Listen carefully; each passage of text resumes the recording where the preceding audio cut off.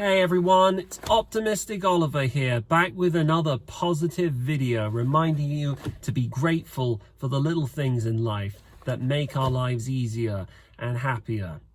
So, this video is going to be about something that I dearly love from the bottom of my heart. And you guys want to hear what that is? I'll tell you what it is. It is women. I love women. Women, they've made my life they've enriched my life and they've enriched the world with their meaningful contributions. They've made me so happy. And in this video, I'm gonna talk to you about all the reasons why I love women so much and why you, if you're a man, you should love women too. Okay, so how do I love women? Let me count the ways.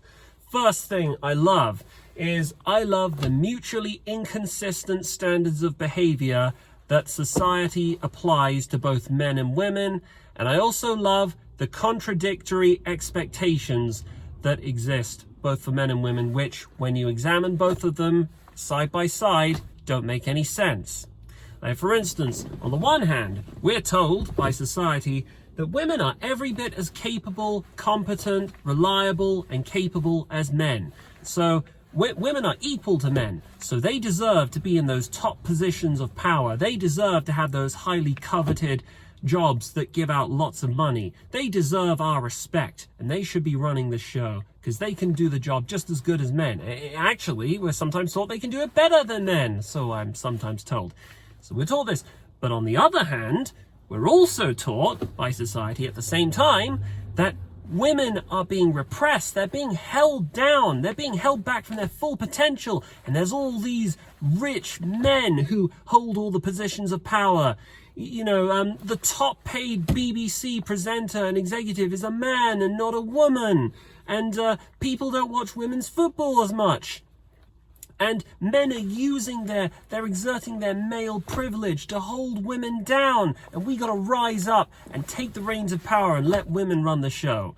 Except this begs the question, when you think about it a little more, that if women are equal to men, then why do they need our help to rise to the top? Why can't women collectively use their immense superior strength and their intellect, their organizational skills to come out on top and wrestle their way to holding the reins of power and run the show? Why is it that they need affirmative action and quotas in order to do it? Another example of this is how we're taught, on the one hand, as men, we're taught that we should never do anything to make women feel uncomfortable. We shouldn't glare at women, we shouldn't make comments, we shouldn't catcall or wolf whistle or make any crude suggestions about them or their behavior or whatsoever. We should treat women with dignity and respect. On the other hand, conversely, we're also told by the same society that women have the right to dress however they damn well please. They can go outside wearing whatever the hell they want and still not be asking for it. And if we so much as look at them, then we're the ones who are to blame, and not them for dressing in such a way as to invite negative attention. You know, this makes me think back to all the times when I was walking around, back when I was a student at the University of Reading. I'd be strolling around the campus, and this was in December or January, and it was pretty damn cold outside. It must have been around 0 or 1 degree Celsius. And I'd look around and I'd see all these women wearing short mini skirts, hot pants, low cut tops with their midriff showing. And the entire time I was thinking, okay, they're allowed to dress like this, but the responsibility is on me not to look at them, not to stare at them. I love the fact that this double standard makes total sense and is completely fair. I love the way that society outsources any sense of responsibility that women have to conduct themselves appropriately in public onto all men, not to glare at them, not to grope, not to harass or catcall them. Even when, most of the time, men don't do that, it's a minority of men who take advantage of women, and all of us as men are collectively held responsible for the actions of the minority of men. I think this is a completely fair expectation that society has set out for us, and I warmly encourage that we continue to live this way. I also love the way that women will use shame and guilt to punish people who violate social norms. I find that to be a very endearing trait about the female sex. I also love the way that women will all castigate unworthy males who vie for their attention. Like if a man who is inferior to another woman in looks or in status or in stature makes advances towards a woman and she's disgusted because she views him as less, then all the women around will collectivize, they will unify, and they will communicate telepathically to repel the unwanted invader. Yeah, I find this to be a deeply endearing trait about women. It's, you know, as somebody who's experienced that before. I love that. But a strange thing about women, though, which I also love, which I definitely love, by the way, is how, in spite of that, women have little to no shame of their own. And to give you an example of what I mean by this, I don't know if you guys read about this in the news during the Grammy Awards ceremony when Kanye West and his wife, Bianca Censori, appeared. And Bianca, she was literally wearing nothing more than a see-through veil during the awards ceremony, and that was it. You could see literally everything. You could see her which were probably plastic. You could see her and her which I suspect are also plastic. And a month later, during the Oscars ceremony, we saw this trend repeated again. There was lots of other female celebrities. Julia Fox, who was wearing a see-through dress so you could see her nipples. Zoe Kravitz wearing a black dress with a little cutout where the backside should be so you could see her. And yeah, I love the way that female celebrities can sexualize themselves however often they desire. They again, women should be allowed to objectify themselves, but as men, we're not allowed to do that. See, and it's funny to think, right, if a man were to walk around in the awards ceremony with his and hanging out, he'd probably get done for indecent exposure. But if you think that that's the kind of thing that matters, then what that means is that you don't love and respect women enough. And I love and respect women, so I think that that should be tolerated and allowed and encouraged. And speaking of women with no shame, I don't know if you guys read the story about Lily Phillips, that OnlyFans thought who decided to have sex with 100 men in a single day, and who decided later that this wasn't enough, so she decided to set a new world record by having sex with 1,000 men in the span of a day, only to back out at the last minute when another OnlyFans turbo slut by the name of Bonnie Blue already beat her to it. I think this is terrific. You know, world records, they used to be really boring and uninspiring. All these, you know, remarkable feats of human endurance and athleticism. Things like the first man to swim across the English Channel, or the first man to climb Mount Everest or Kilimanjaro. Stuff that could probably literally kill you and your constitution if you're not careful, if you're not fit enough. Yeah, but now we have a real world record, something really worthy of our attention. The first woman to take 1,000 in less than 24 hours. Now this is the stuff of legends. This is what we need to teach our kids about at schools one day. This is the kind of stuff that we need to have guided museum tours about. This is a real world record for you right there. And when Lily Phillips found out that this probably wasn't a good idea, what did she do next? Well, now she's appeared in the latest publicity stunt where she posed for a picture with these old age pensioners saying, "I'm going to start having sex with all these old men." Ah, man. I love women. I love the women's liberation movement. It's definitely empowered our women. It definitely hasn't gone too far. I think women should be allowed to do anything they want. No, women should be allowed to do everything they want, and we shouldn't be allowed to step in and stop this from happening. Yeah, I love that. Okay, now that's the first thing I love about women. The next thing that I love about women is I find them very easy to deal with and very easy to talk to. Now I say this, you see, because I was born with a condition called autism, autistic spectrum disorder. Now what this means for me is that a lot of the time I tend to struggle with when it comes to nonverbal communication. Because you see, when you're talking to other people, a lot of the time there are social signals that are given off through things like body language, facial expressions, and non-verbal social cues and things like that, and I have to work twice as hard as the average person to figure them out and work out what they mean. And I've been coached into doing this for 30 years, but even now I still struggle with it. And what this has meant for me is that there's a lot of people who have in some way been offended by things that I've said or things that I haven't said without me intentionally trying to offend them. Because the art of communicating is something I find quite difficult.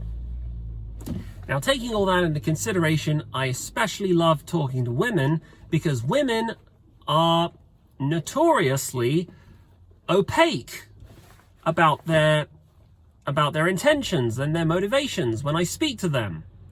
They're a lot more subtle. There's all kinds of intricacies and nuances that I miss out on. And I think that's great. I also love how I can't be my real self when I'm talking to women. I have to always be on edge. I always have to be vigilant and on my guard lest I end up saying something or lest I end up doing something that offends their sensitivities. So I can never really relax. I've become quite paranoid, and I have a tendency to second guess things that they've said or reinterpret things that have been said to me to make room for the possibility that there might be a second interpretation. I love the fact that talking to women has made me this neurotic.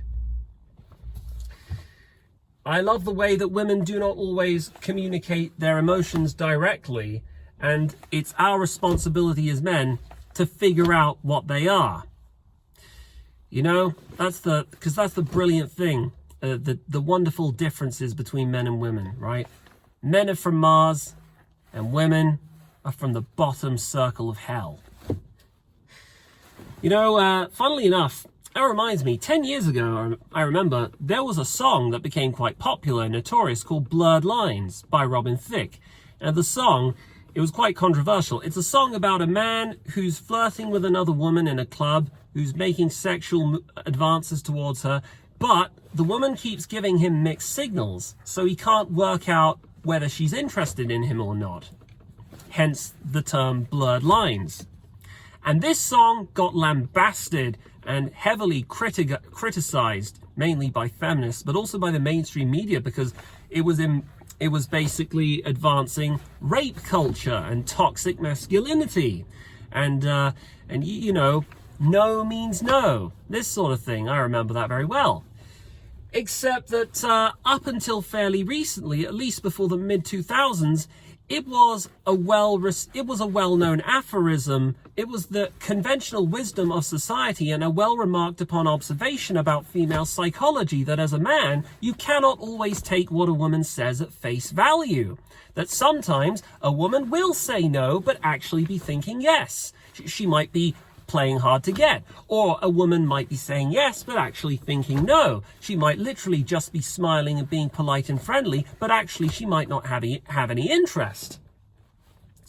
So I love I love the fact that the already confusing and hard to understand nature of women is made even harder to understand, is compounded by the way our society routinely fills our heads with disinformation about female behavior, the way that society tricks us into thinking that women and men are exactly the same, that our Our psychology is the same.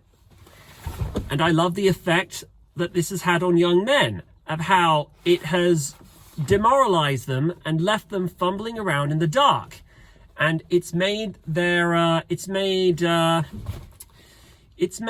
job with communicating with the opposite sex even more difficult than it was before, thus all culminating in the innavigable minefield that is the modern dating market, where a woman can accuse you of being creepy or harassment, and you're sat there wondering what you did wrong.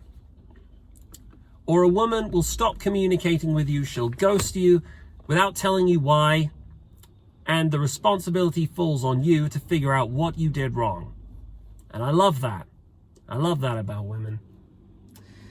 Yeah.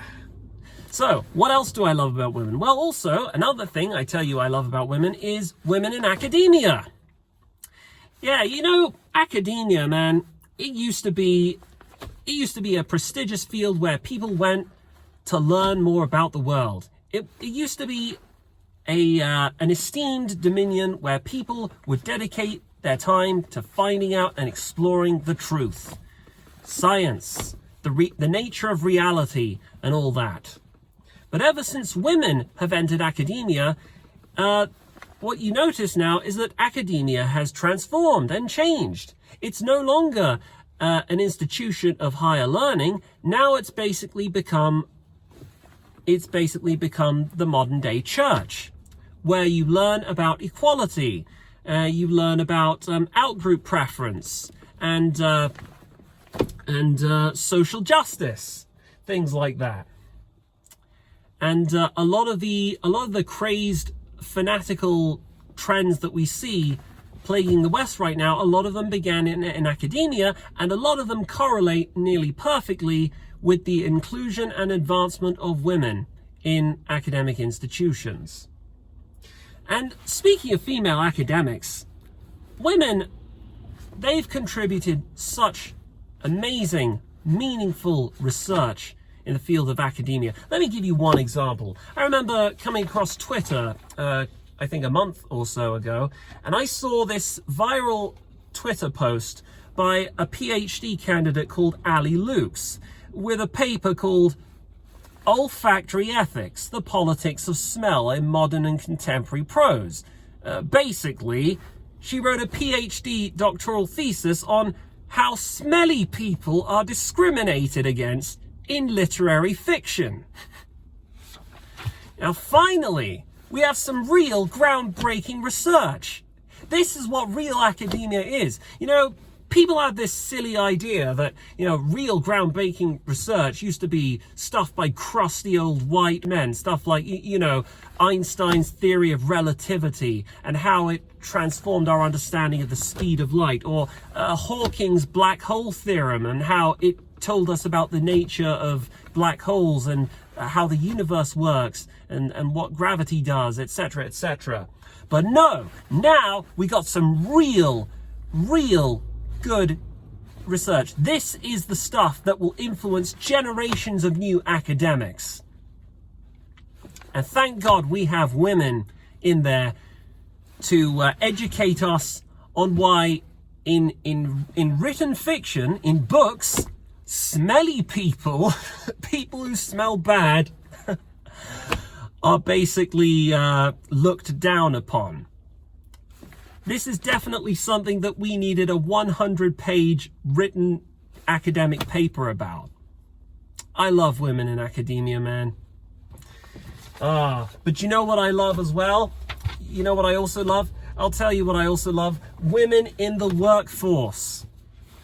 I love how the inclusion and the decision to allow and permit women en masse to enter the workforce has basically halved the value of all workers.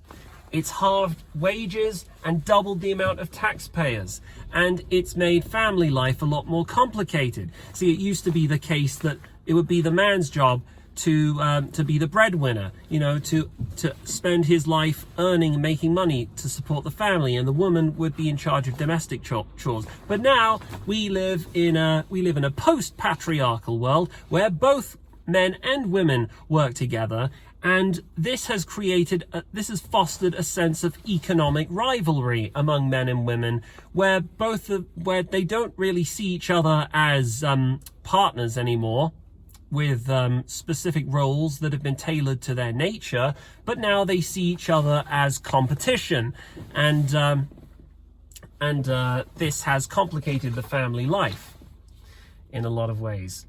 And women are just so good. They work so hard at their jobs. They contribute so much to the economy. I don't know if you guys have seen that viral TikTok video of all these women in an office dancing around saying, Gen Z boss in a mini, Gen Z boss in a mini, 5'3" in an attitude, 5'3" in an attitude. You know, when I first saw that video, I was thinking to myself, wow, these women, they've worked so hard. They must have done all their work, and there's nothing left for them to do, so they're now just chanting around in a little circle, you know, making those noises. Why is it that there aren't any men who make these TikTok videos? What are the men doing? I don't know. Are they just sat at their computer working, or what is it? Yeah, women, they're just so good at working.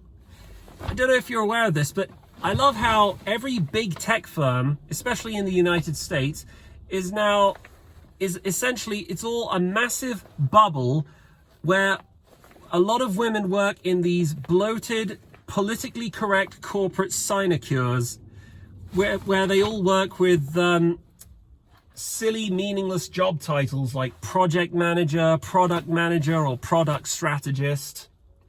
And they do little to no real work. I don't know if you guys have seen those videos. I saw a couple of them. Like, here's an example where they talk about their life and vlog it. Day in the life of a woman in tech. So I wake up at 7 o'clock, I go down to my local cafe, and I order a delicious mocha chai latte, and then I pet the doggy, then I go to my office floor, and then I help myself to some candy in the bowl, and then I go up to my office floor, and then I sit in a meeting, and then an hour later I have lunch, and I have a delicious pizza with pineapple and pepperoni, and then I stretch my legs and my calves at the gym and do some yoga, and then I have another meeting, and then when my day of work is done, I take the train all the way back to my multi-million-dollar luxury condo in Manhattan or in California, wherever the hell it is, and that's the life of a woman in tech. Yeah. I love that, and I also love how the vast majority of these big tech firms' entire economic activity and economic output is all generated by a minority of hyper-productive, nerdy, autistic men. I think that's a really sensible business model. I think all companies should be run in this way. I also love how the rise of women in traditionally masculine environments like the police, the military, and even the office has, over time, it's transformed the culture and the work ethic of these environments to reflect increasing female sensitivities. Like, we've seen the rise of speech codes and laws against things like harassment. You know, because working in an office, it was all so stuffy before, before the 1970s. Men actually had to work. They had to answer and understand their place in the chain of command. They all had to work together. They had to cooperate. It was so dull. There was no drama. There was no flirtation. There was no uncertainty in watching where you step in the workplace now that women have entered. But women have changed that, and so much the better. I also love the way that women will wear makeup in the workplace. They'll wear alluring uniforms and stuff, and men aren't allowed to comment on or do anything, because if they do, they'll be dragged before HR, which is mainly a female occupation, which has definitely enriched the economic activity and job performance of every single industry that women have made inroads into. So I love that. But what else is there? Oh, let me tell you, women in politics. First of all, I love the fact that we let women have the vote. I think that was a very smart thing to do. You know, it makes about as much sense. People might say that letting women have the vote made about as much sense as letting children have the vote. But what's wrong with that? Why can't we let children have the vote as well? You know, so what if women have the emotional maturity of children? So what if the interests of women don't always align perfectly with the society that created them? Who cares, right? We need to let women have the vote, because women have every bit an active stake in society as men do, except when a country's at war, when suddenly women are not as empowered, women are not as in control and as important as, and men need to rise up to the plate and take part in the fighting. And for that very reason, I love how when a nation is at war, women will do everything they can to encourage men to take part in the fighting.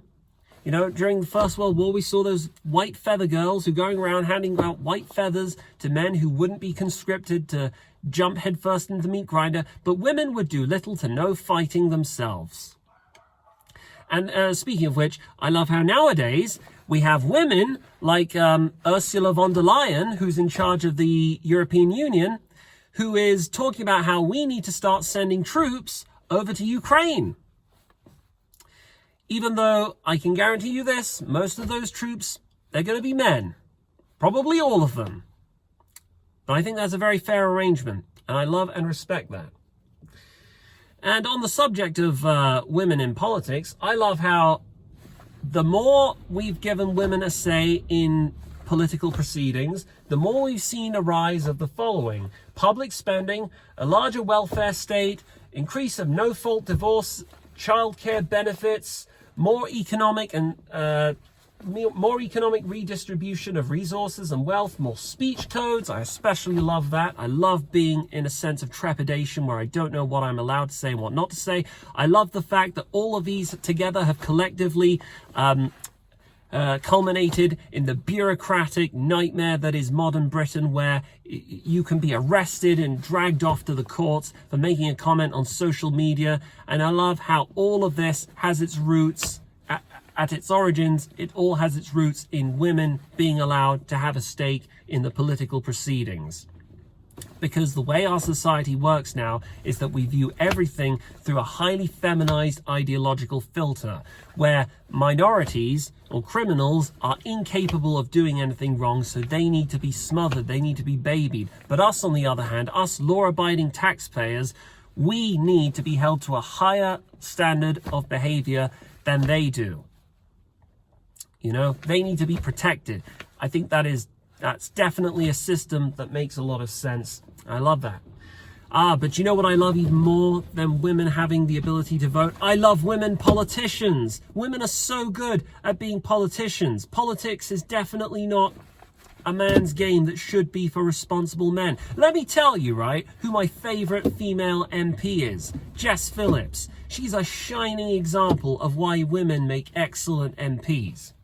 So Jess Phillips, right, she represents the constituency of Birmingham and Yardley, which has a high Muslim population. Now, for the past few decades, all over the UK, there's been a scandal that's plagued Britain, mainly in working class areas, where large pockets of men from Muslim, South Asian, Pakistani communities have been going around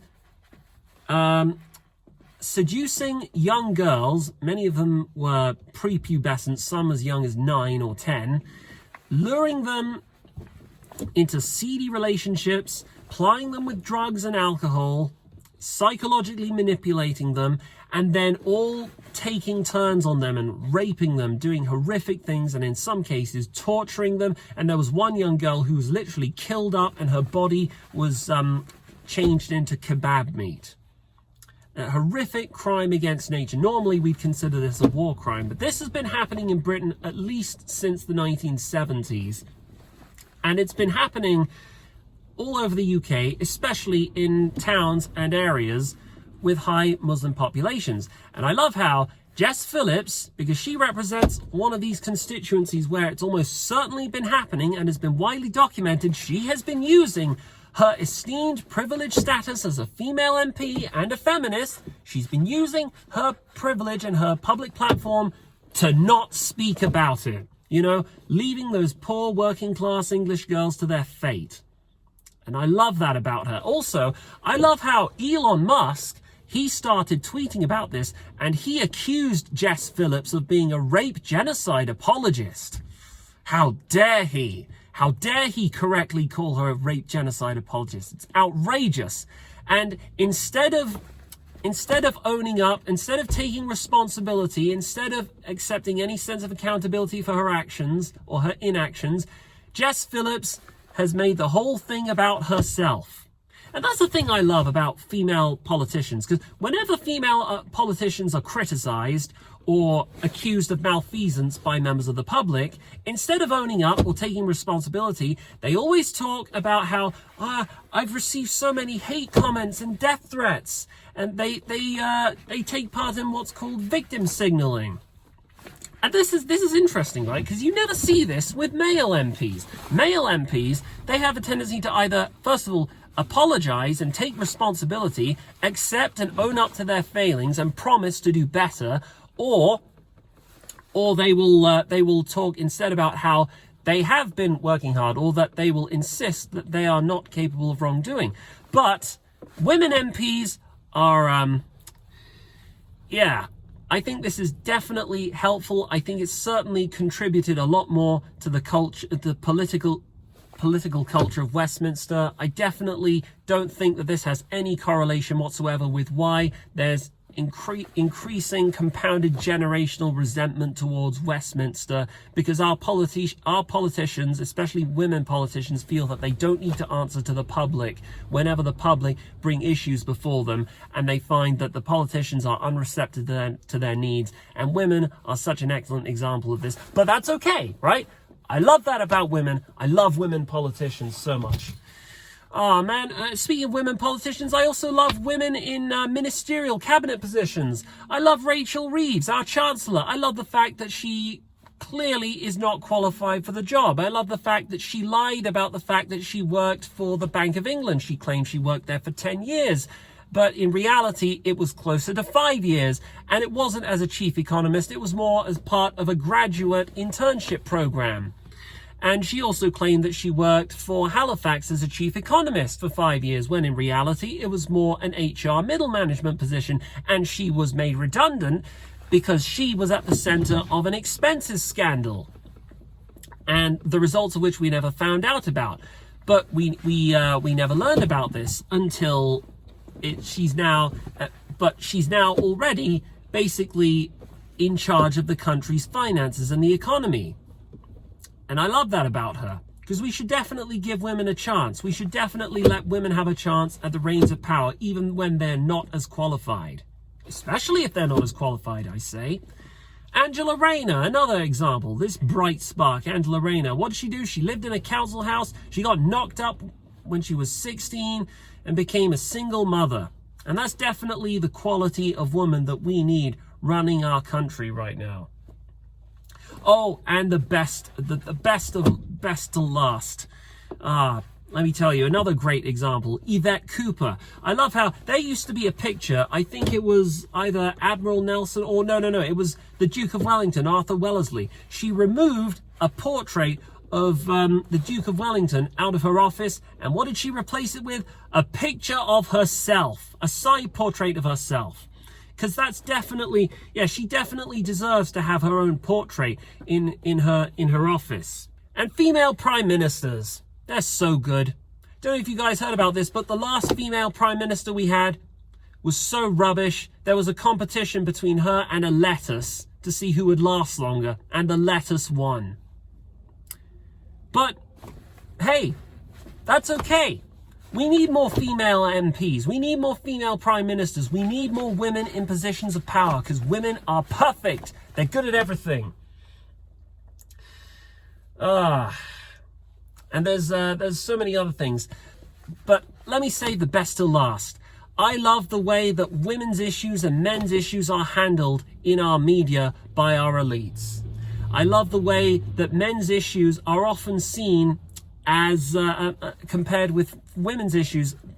I love the fact that the two of them are seen as a zero-sum game, where any discussion of men's issues is pathologized as toxic masculinity or detracting from the seriousness of women's issues, because only women can be victims of society. Men can't be victims of anything. Even though there's an increasing epidemic among young men who are virgins, who are lonely, and who can't find a partner, who can't find any, who can't lose their virginity, who often find themselves lonely, adrift, and purposeless. Somehow, women are the ones who are always most affected by this.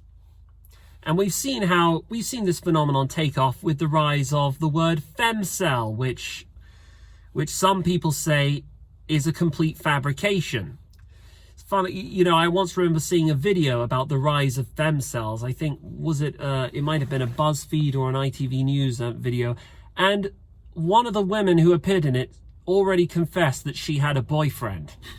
And it all just sort of went downhill from there. Yeah, it sounds kind of absurd on its face, but it doesn't need to make sense, right? Because women are simultaneously, women are good at everything. They are every bit as strong, capable, and empowered as men. They're even better than men sometimes, but at the same time, women are in danger. Women are vulnerable, and we need to hold them by the hand and protect them from harm. Women are simultaneously their victims and their champions. And that's the great thing about being a woman in this day and age. Everything is about you, and nothing is ever your fault. You know, it makes me think, just how different would the world be if women didn't exist? Could you imagine what a world like that would be like? What would we men even do with our lives? We'd probably all just sit and chill out in our caves, playing video games, eating Domino's pizza. We'd all just get along with each other. There wouldn't be any wars. There wouldn't be any drama. We'd all be having a good time. We'd all cooperate. Wouldn't that be dreadful? You know, thank God women have come into this world. Thank God women have saved us from all that, hey? Anyway, I hope I've been able to convince all of you why I love women. Women are just so fantastic. Women are amazing, wonderful creatures. They're perfect little angels. They've improved the lives of all of humanity immeasurably. They've certainly enriched my life, and I hope they've enriched yours. This has been Optimistic Oliver, and remember, you've got to love and respect women, because women are perfect, women are valid, women are strong and brave, and if you don't give women the respect that they so richly deserve, then you are a woman hater and a misogynist, and that is not acceptable. You must respect women. You should give all your money. You should spend all your time working so you can please women, because that's the way things should be. Remember, you've got to respect women.